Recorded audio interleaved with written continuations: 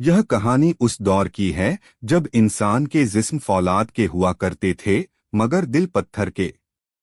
पहाड़ों और काले जंगलों के बीच एक ऐसी बस्ती बस्ती थी जिसका नाम था हिजरे अस्वथ। यह बस्ती अपनी ताकत, क्रूरता और खौफ के लिए दूर दूर तक मशहूर थी। वहां का हर आदमी शिकारी था। दया, रहम, मोहब्बत या इंसानियत जैसी बातें वहां कमजोरी समझी जाती थीं। बच्चे पैदा होते ही तलवार पकड़ना सीखते थे और बूढ़े मरते दम तक लड़ना। उस बस्ती का सरदार था जुदावर। 7 फीट लंबा, लोहे जैसे बाजुओं वाला, लाल आंखों वाला ऐसा आदमी जिसकी एक दहाड़ से कमजोरों का कलेजा कांप उठता था। लोग कहते थे कि जुदावर ने कभी किसी के सामने सिर नहीं झुकाया। यहाँ तक कि खुदा का नाम लेना भी वह अपनी तौहीन समझता था। उसका बेटा आदम उससे भी ज्यादा जालिम था। आदम को खून देखने में मजा आता था। वह अक्सर जंगल से जानवर पकड़कर उन्हें लोगों के सामने तड़पाता था। पूरी बस्ती उससे डरती थी। लेकिन एक शाम जब सूरज डूब रहा था और ठंडी हवाएं सूखे पेड़ों को हिला रही थीं, तभी बस्ती के विशाल दरवाजे पर एक साया दिखाई दिया। सफेद लिबास, हाथ में पुरानी लकड़ी की लाठी, पैरों में टूटी चप्पल और चेहरे पर ऐसा नूर कि अंधेरा भी उसके सामने फीका लगे। वह थे हजरत वीर जलालुद्दीन। उन्होंने लंबा सफर तय किया था। उनके पैरों के छालों से खून रिस रहा था, लेकिन आंखों में सुकून था, जैसे वह किसी खास मकसद से यहाँ आए हों। वह बस्ती के बीचों बीच एक पुराने सूखे पेड़ के नीचे बैठ गए। अपनी थैली से थोड़ा पानी निकाला, हाथ मुंह धोया और नमाज के लिए खड़े हो गए। पूरी बस्ती ठहर गई। लोगों ने जिंदगी में पहली बार किसी इंसान को इस तरह सजदा करते देखा था। जुदावर के आदमी दौड़ते हुए वहां पहुंचे। उनके पीछे आदम भी आया।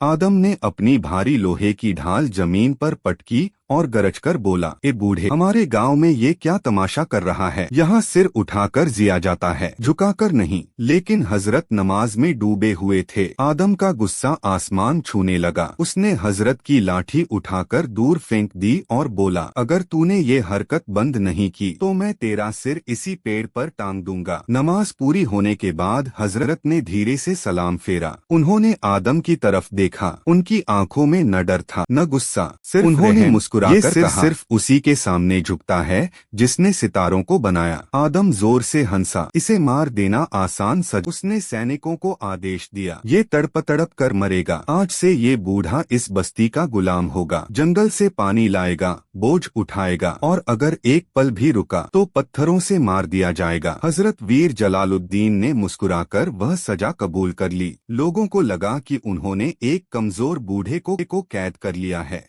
मगर कोई नहीं जानता था कि खुदा ने इस दरवेश को यहाँ एक बहुत बड़े मकसद से भेजा है। बस्ती दूर काले जंगल की गहराई में एक गुफा थी। उस गुफा में अंधेरे के बीच 2 पीली आंखें चमकती थीं।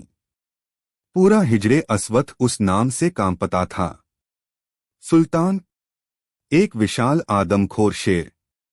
कहते थे कि वह साधारण जानवर नहीं था।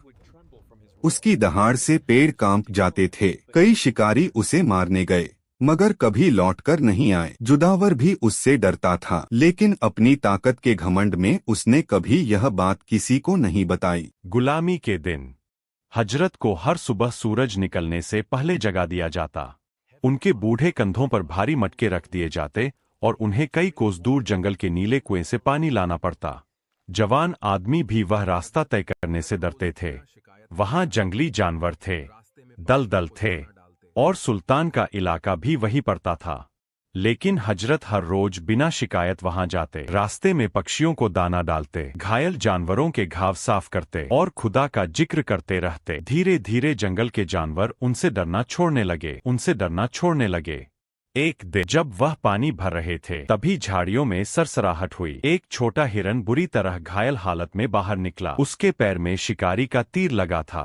हजरत ने तुरंत अपना कपड़ा फाड़कर उसका घाव बांधा, पानी पिलाया। हिरन की आंखों में अजीब सा सुकून उतर आया। उसी पल दूर अंधेरे में वही पीली आंखें चमकीं। सुल्तान सब देख रहा था, लेकिन उसने हमला नहीं किया। वह चुपचाप अंधेरे में गायब हो गया। उधर आदम हर दिन हजरत को परेशान करने के नए तरीके ढूंढता। कभी खाने में मिट्टी मिला देता, कभी उन्हें धूप में खड़ा रखता, कभी बच्चों से पत्थर फिंकवाता, लेकिन हजरत हर बार मुस्कुरा देते। हजरत बोले, जिस दिल में तुझे दर्द नहीं, वहाँ नफरत टिक नहीं सकती। आदम ने थूक कर कहा, कमजोर बातें। लेकिन उसी रात आदम को पहली बार उसे नींद नहीं आई। बार बार हजरत की बातें उसके कानों में गूंजती रहीं। कुछ दिनों बाद एक भयानक तूफान आया। आसमान काला पड़ गया, बिजली गड़गड़ाने लगी, पेड़ टूटने लगे। उसी रात बस्ती के कुछ बच्चे जंगल में फंस गए। लोग डर गए, कोई बाहर जाने को तैयार नहीं था, क्योंकि तूफान के साथ सुल्तान भी निकलता था। माएं रोने लगीं। तभी हजरत आगे बढ़े, मैं बच्चों को लेकर आता हूँ। आदम हंस पड़ा, तू खुद मुश्किल से चलता है। हजरत ने जवाब नहीं दिया। वह अपनी पुरानी लाठी उठाकर तूफान में निकल पड़े। घंटों बीत गए। बस्ती वाले दरवाजे पर खड़े इंतजार करते रहे। अचानक अंधेरे में एक साया दिखाई दिया। हजरत वापस आ रहे थे। उनके पीछे सारे बच्चे सुरक्षित थे, लेकिन सबसे हैरान करने वाली बात यह थी कि उनके साथ सुल्तान चल रहा था, वही आदमखोर शेर। पूरा गांव कांप उठा। सैनिकों ने हथियार उठा लिए, लेकिन सुल्तान शांत था। वह हजरत के पास ऐसे चल रहा था जैसे कोई वफादार साथी। हजरत ने उसके सिर पर हाथ फेरा और कहा, जिसे रहम मिल जाए वह जालिम नहीं रहता। उस दिन पहली बार लोगों ने डर से ज्यादा हैरानी महसूस की। जब जुदावर को यह बात पता चली तो वह आगबूला हो गया। उसे लगा कि हजरत का असर लोगों पर बढ़ रहा है। उसने सभा बुलाई और गरज कर कहा, ये बूढ़ा हमारी ताकत तोड़ रहा है। अगर लोग डरना छोड़ देंगे तो हमारा राज खत्म हो जाएगा। आदम चुप था। उसके दिल में पहली बार शक पैदा हुआ था, लेकिन जुदावर ने फैसला कर लिया, कल सुबह इस बूढ़े को सुल्तान की गुफा में फेंक दिया जाएगा। पूरी बस्ती जमा हुई। हजरत को रस्सियों से बांधकर गुफा के सामने लाया गया। जुदावर हंसा, अब देखता हूं तेरा खुदा तुझे कैसे बचाता है। हजरत ने आसमान की तरफ देखा और मुस्कुरा दिए। उन्हें गुफा के अंदर धक्का दे दिया गया। अंदर घना अंधेरा था। धीरे धीरे दो पीली आंखें चमकीं। सुल्तान सामने आया। पूरा गांव सांस रोके खड़ा था, लेकिन अगले ही पल सुल्तान हजरत के कदमों में बैठ गया। उसने अपना विशाल सिर उनके घुटनों पर रख दिया। पूरा गांव सन्न रह गया। जुदावर की आंखों में पहली बार डर उतरा। हजरत बाहर आए और बोले, जानवर भूख से जालिम बनता है, इंसान घमंड से। उस रात जुदावर पागल हो उठा। उसे लगा कि अगर हजरत जिंदा रहे तो लोग उससे डरना छोड़ देंगे।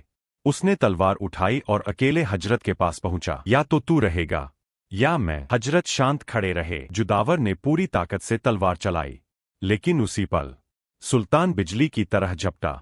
उसने जुदावर को जमीन पर गिरा दिया। पूरा गांव दौड़कर वहां पहुंचा। जुदावर पहली बार मौत से कांप रहा था। हजरत आगे बढ़े। उन्होंने सुल्तान को पीछे हटाया। फिर जुदावर से बोले, ताकत मारने में नहीं, माफ करने में होती है। जुदावर की आंखों से आंसू निकल पड़े। शायद जिंदगी में पहली बार उसे अपने गुनाह दिखाई दिए। वह हजरत के कदमों में गिर पड़ा। मुझे माफ कर दो। पूरा गांव स्तब्ध था। जिस जुदावर के सामने लोग कांपते थे, वह आज एक बूढ़े दरवेश के सामने रो रहा था। आदम भी आगे आया। उसने धीरे से कहा, मुझे सजदा करना सिखा दीजिए। हजरत मुस्कुराए। उस दिन पहली बार हिजड़े अस्वद की धरती पर लोगों ने सिर झुकाए, और अजीब बात यह थी कि सिर झुकाने के बाद उन्हें खुद को पहले से ज्यादा मजबूत महसूस हुआ। कुछ महीनों बाद जब बस्ती पूरी तरह बदल चुकी थी, लोग एक दूसरे की मदद करने लगे थे, कमजोरों की रक्षा होने लगी थी, तब एक सुबह हजरत चुपचाप जाने लगे। आदम दौड़ता हुआ आया।